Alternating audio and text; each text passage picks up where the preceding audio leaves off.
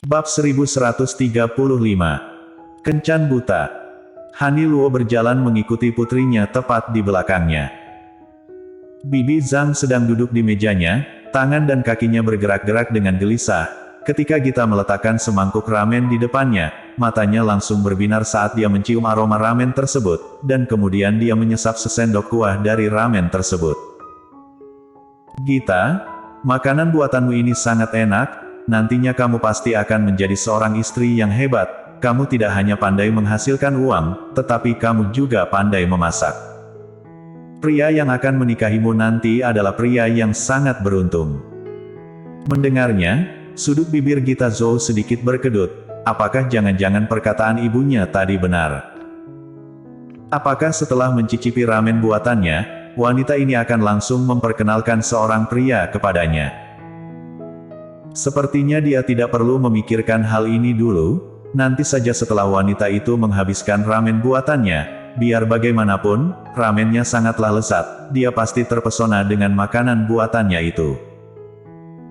Setelah mencicipinya sesuap, Bibi Zhang langsung menyadari bahwa ramen buatan Gita sangat lezat, jadi dia tidak ingin menjelaskan lebih lanjut kepada Gita. Sebaliknya, dia hanya menundukkan kepalanya untuk menikmati semangkuk ramen tersebut sampai habis. Bibi Zhang, silakan menikmati ramennya, aku akan kembali ke dapur untuk meneruskan pekerjaanku. Gita, jangan terburu-buru pergi. Sebenarnya, tujuanku datang kemari hari ini adalah karena aku ingin mengatakan sesuatu kepadamu. Han Luo yang berdiri di sampingnya langsung melirik ke arah Gita, ekspresi wajahnya seolah-olah mengatakan, lihat, perkataan ibu benar bukan? Bibi Zhang, kalau Bibi ingin mengatakan sesuatu kepadaku, kita bicarakan lain kali saja ya, karena hari ini restoran sedang ramai, aku harus bekerja. Tidak, aku akan mengatakannya sekarang, tidak akan lama, 5 menit saja, iya. Salah seorang saudara jauhku memiliki seorang keponakan, beberapa waktu yang lalu, dia datang kemari untuk menemui bibinya. Aku melihat dengan mata kepalaku sendiri bahwa dia adalah pria yang tinggi dan tampan, dia juga terlihat seperti pria yang sangat kuat. Aku mendengar bahwa dia sudah mempunyai rumah sendiri, tetapi sampai sekarang dia masih lajang. Begini Gita, kamu sudah kembali ke sini sangat lama, tetapi kamu juga masih lajang bukan? Jadi, aku ingin menjodohkan kalian berdua, bagaimana kalau kalian berdua saling mengenal terlebih dahulu? Kalau dulu, ketika ada seseorang yang berniat untuk menjodohkan Gita dengan seseorang, Han Luo pasti akan langsung mengangkat kedua tangannya untuk mendukung hal ini. Tapi sekarang, sebagai seorang ibu yang pernah menyaksikan sendiri bagaimana putrinya menjadi sangat menyedihkan karena baru saja patah hati, kalau pada saat ini dia menjodohkan putrinya dengan seseorang, perjodohan ini tidak hanya akan gagal, tetapi juga akan berdampak terhadap perasaannya. Oleh karena itu, sebelum Gita sempat menjawab tawaran yang diberikan oleh Bibi Zhang, Han Luo sudah terlebih dahulu membuka suara untuk menolak tawaran tersebut. Namun, siapa yang menyangka bahwa ternyata Bibi Zhang tidak menyerah begitu saja, dia terus-menerus menyebutkan kelebihan-kelebihan lain yang dimiliki oleh pria itu. Dia ingin mereka berdua paling tidak bertemu terlebih dahulu untuk mencoba berkenalan. Bibi Zhang, apa kamu tidak memikirkan posisi putriku? Saat ini restoran sedang sangat ramai, kamu bisa melihatnya sendiri, mana mungkin dia punya waktu untuk keluar. Han Luo terpaksa harus menyela, dia menolak tawaran Bibi Zhang sambil tersenyum. Tetapi Bibi Zhang langsung melambai-lambaikan tangannya. Itu tidak masalah, aku bisa meneleponnya dan memintanya untuk datang kemari. Han Luo dan Gita. Keduanya saling memandang, Gita akan berkenalan dengan pria itu di sini. Bibi Zhang, aku rasa sepertinya itu bukan ide yang bagus. Han Luo bertanya dengan ragu, di sini sangat ramai, kalau dia datang ke sini, sepertinya kita tidak akan bisa menyambut dan melayaninya dengan baik, bukan begitu? Tidak masalah, dia adalah orang yang sangat rajin, kamu dapat memintanya untuk membantumu. Gita, aku akan jujur kepadamu, kamu adalah wanita yang baik, kamu pasti kelelahan menjalankan bisnis restoranmu ini seorang diri. Orang tuamu juga sudah tua, kamu tidak bisa meminta mereka untuk membantumu menjalankan bisnis ini. Akan lebih baik kalau kamu mencari pasangan yang mapan dan juga sudah memiliki rumah, kamu bisa tinggal dengannya dan menjalani hari-harimu bersamanya. Lalu setelah menikah, kalian akan mempunyai beberapa orang anak, dengan begitu kalian akan menjadi keluarga bahagia. Bibi Zhang sangat pandai berbicara, dia berkata seolah-olah hari itu sangat menyenangkan. Namun sangat disayangkan, perkataan Bibi Zhang sama sekali tidak membuat hati Gita tergerak. Namun, ucapan Bibi Zhang memasuki hati Han Luo. Dia melihat pria tersebut di hari itu. Dia sangat tampan, sementara itu putrinya sangat biasa, bahkan jika mereka bersama, dia tidak akan bisa hidup bersama.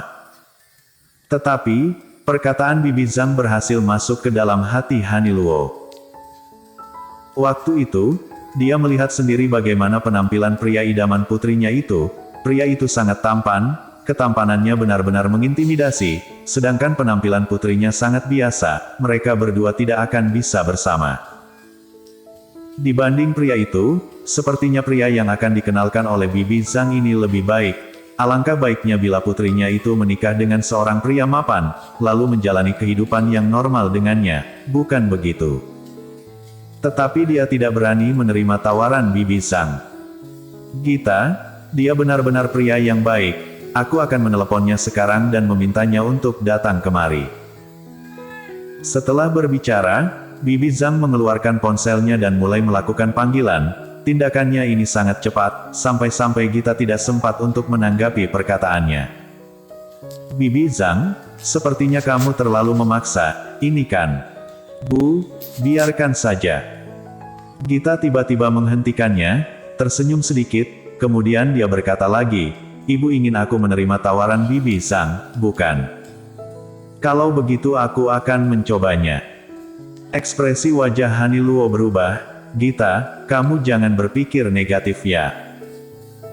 Ibu ingin kamu menerima tawaran Bibi Zhang itu demi kebaikanmu. Kamu harus tahu, Ibu menginginkan yang terbaik untukmu. Kalau kamu tidak ingin menerima tawaran itu, Ibu tidak akan memaksamu. Kamu boleh menolaknya. Tidak. Gita memotong perkataannya dan tersenyum, menurutku kencan buta itu hal yang bagus. Bibi Zhang benar, aku benar-benar harus menemukan pasangan untuk menjalani kehidupan sehari-hari bersamaku. Han Luo. Apakah ini perkataan yang keluar dari mulut seseorang yang patah hati?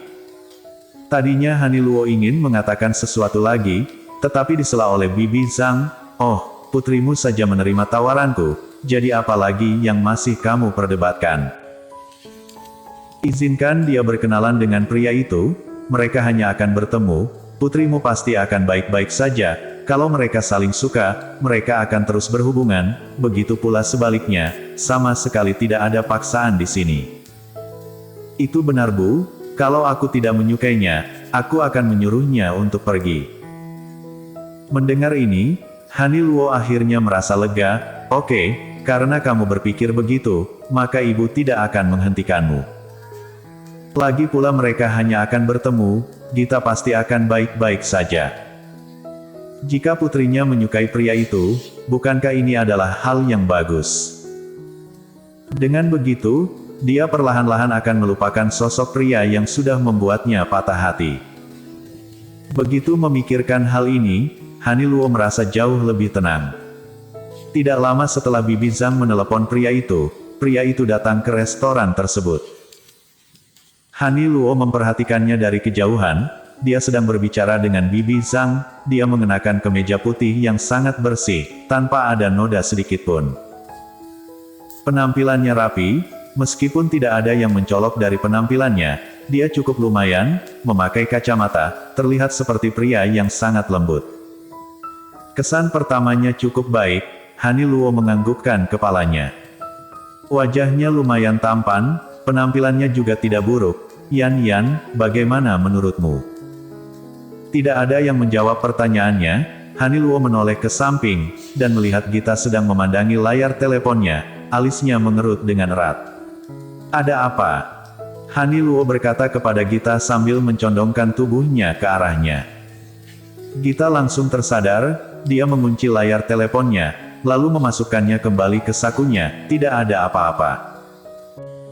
Barusan, Gita menerima sebuah pesan dari Glenn yang berisi sebuah gambar tangkapan layar.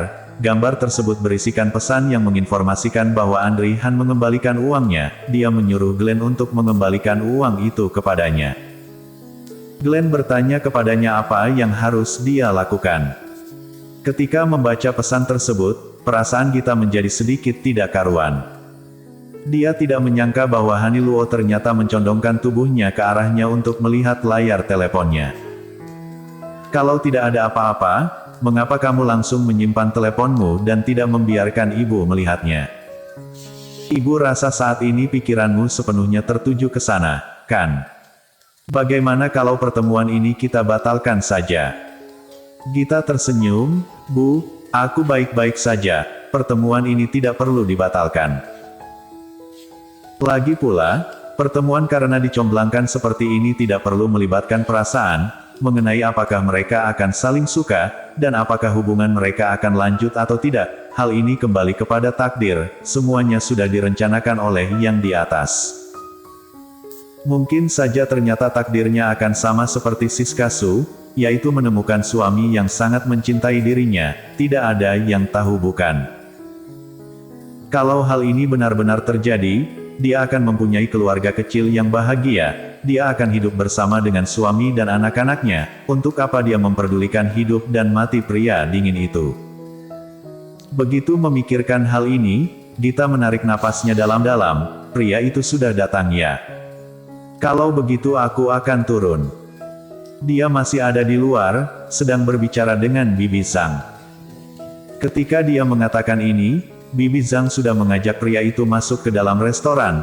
Dia langsung membawanya ke hadapan Gita dan memperkenalkannya kepada ibu dan anak itu. Bersambung.